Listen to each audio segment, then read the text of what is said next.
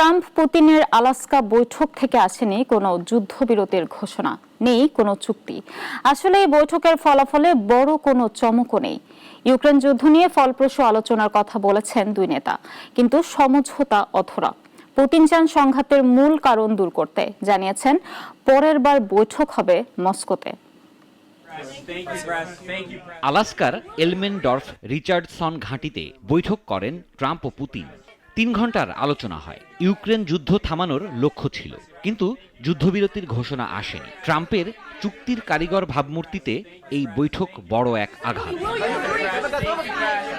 Trump বলেন বৈঠক ফলপ্রসূ হয়েছে, কিছু বিষয়ে অগ্রগতি হয়েছে, তবে চূড়ান্ত সমঝোতা হয়নি। পুতিন বলেন এটি শান্তির সূচনা বিন্দু, সংঘাতের মূল কারণ দূর করতে হবে। শান্তির সন্ধানে বৈঠকের পর সংবাদ সম্মেলনে প্রশ্ন নেননি নেতারা, বিস্তারিত বলেননি কিছুই। তাই প্রশ্ন উঠেছে এটাকে সংবাদ সম্মেলন বলা যায় কিনা তা নিয়েও। ট্রাম্প বলেন অনেক বিষয়ে একমত হয়েছি, কিন্তু বড় বিষয়ে মতৈক্য নেই।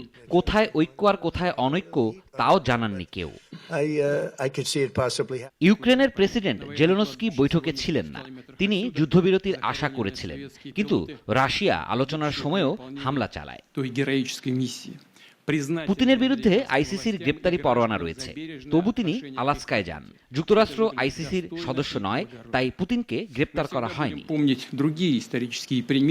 তার ওপর আলাস্কায় রুশ প্রেসিডেন্ট পেলেন বৈশ্বিক কূটনীতির মঞ্চে বিশ্বের সবচেয়ে শক্তিধর রাষ্ট্রের নেতার পাশে দাঁড়িয়ে আলোকিত হওয়ার সুযোগ।